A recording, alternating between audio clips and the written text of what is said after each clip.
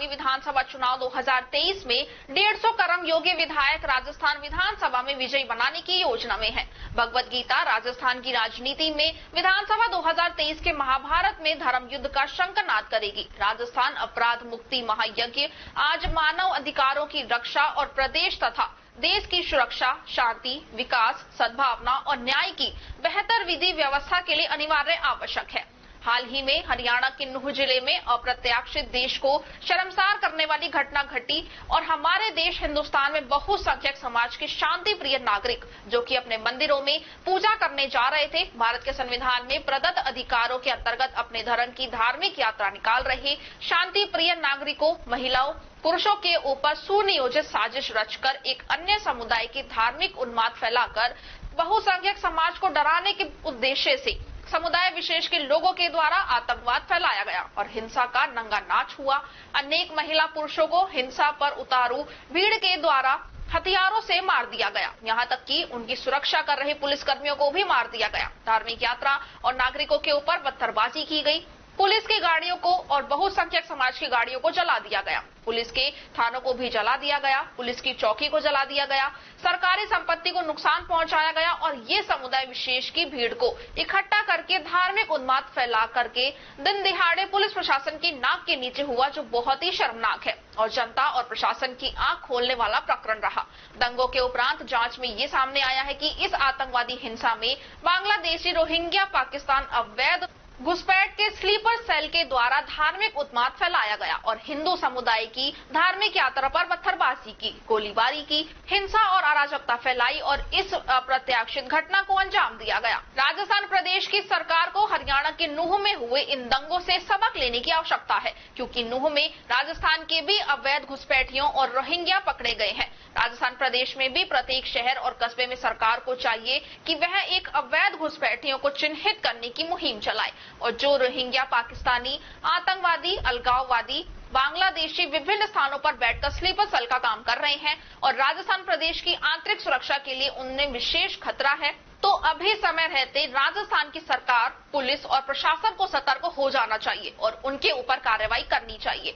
इस मौके पर बोलते हुए ब्रजभूमि कल्याण परिषद के राष्ट्रीय संयोजक डॉक्टर पंकज गुप्ता ने बताया कि हरियाणा के नूह में हिंदुओं के ऊपर हमले एक सोचे समझे साजिश का हिस्सा है, जिसके अंदर आतंकवादियों के द्वारा हिंदुओं की शोभा यात्रा पर पथराव किया गया, गोलीबारी की गई, अनेक हिंदुओं की हत्या की गई, कई पुलिस वालों की हत्या की गई, 100 से अधिक पुलिस के वाहनों को और आम वाहनों को फूंक दिया गया, एक थाने को फूंक दिया गया, पुलिस चौकी को फूंक दिया गया, AK-47 और बड़े हथियारों से गोलियां चलाई, कई महिलाओं को खींचकर खेतों में ले गए और उनके साथ बलात्कार करने की भी सूचना आई है। उन्होंने इस हिंसा को जघन्य हत्याकांड बताया और कहा कि ये हत्या, बलात्कार, गोलीबारी को आतंकवादी घटना व कांग्रेस की तुष्टीकरण राजनीति का परिणाम बताया, क्योंकि वहां तत्कालीन कांग्रेस की सरकार द्वारा पहले मेवात विकास बोर्ड बनाया गया था और बाद में मेवात जिला बनाया गया था, जिसका नाम बदलकर बाद में भाजपा की सरकार के नूह जिला किया गया। राजस्थान में भी राजस्थान की तत्कालीन कांग्रेस की हरदेव जोशी सरकार ने 20 फरवरी 1987 को राजस्थान की ब्रिज के क्षेत्र का सांप्रदायिक विभाजन करके भारत के संविधान के खिलाफ निर्णय लिया एवं तुष्टीकरण की राजनीति करते हुए मे वोट की खातिर अलवर की 7 पंचायत समिति और भरतपुर की 3 पंचायत समिति को मुस्लिम क्षेत्र घोषित किया और मेवात विकास बोर्ड का गठन किया। ये एक और पाकिस्तान का बीजारोपण कांग्रेस के द्वारा किया गया था। उन्होंने बताया कि ये मेवात विकास बोर्ड का गठन उसी आधार पर किया गया था जिस आधार पर 1947 में पाकिस्तान का निर्माण हुआ था। उन्होंने बताया कि तथाकथित मेवात का क्षेत्र वास्तव में श्री कृष्ण की लीला भूमि है। ब्रिज का चित्र क्षेत्र है, तीर्थ यहाँ पर विराजमान है, वृंदावन, केदारनाथ और बद्रीनाथ है, चरण पादुका है, भोजन थाली है, श्री कृष्ण की फिसल पट्टी है। उन्होंने कहा कि ब्रिज का क्षेत्र श्री कृष्ण का क्षेत्र है। ब्रिज भक्त, ब्रिजवासी और श्री कृष्ण के भक्त किसी भी सूरत में ब्रिज क्षेत्र का मेवात नामकरण स्वीकार नहीं करेंगे और मेवात विकास बोर्ड को भंग करना ही होगा। ब्रिजभूमि कल्याण परिषद वर्षों से मेवात विकास बोर्ड भंग करने के लिए आंदोलनरत है।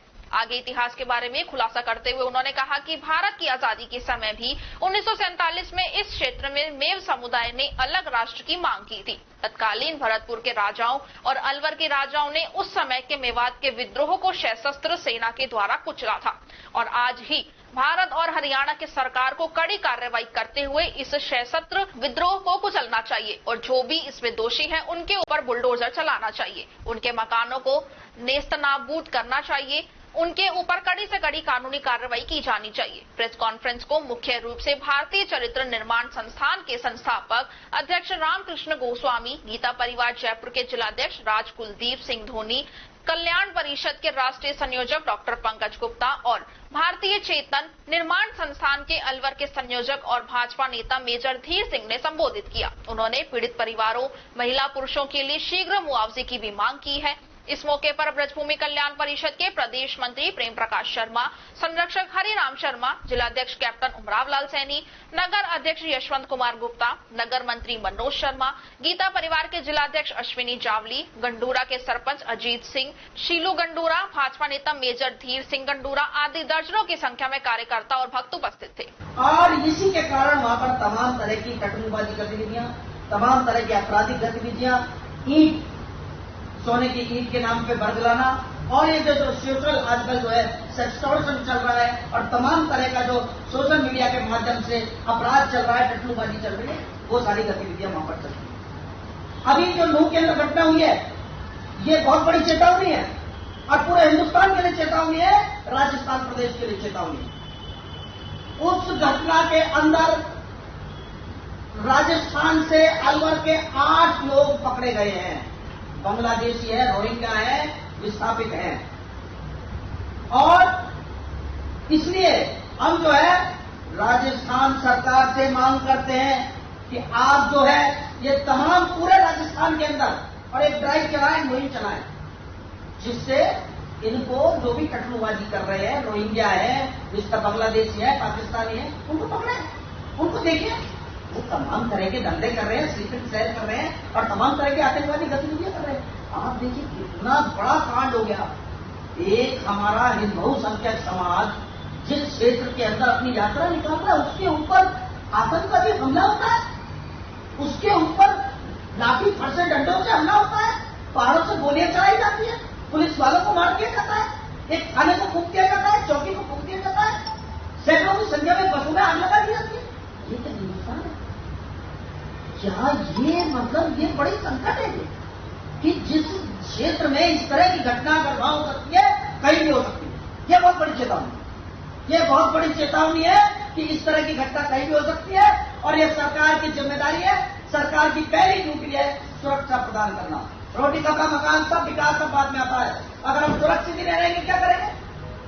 वहां पे क्या सुरक्षा मिली है? वो बेचारे महिला पुरुष बच्चे धार्मिक यात्रा निकाल रहे थे और उनके ऊपर हमला कर दिया गया, पत्थरबाजी कर दी गई, उनको मार दिया गया और यहां तक सुनने में आया है बहुत सारी महिलाएं और लड़कियों को खेतों में ले जाकर बलात्कार किया गया। वो अभी पूरी तरह से कुछ खबर नहीं है, लेकिन एक वीडियो इस तरह का भी हमारे सामने आया है। उसकी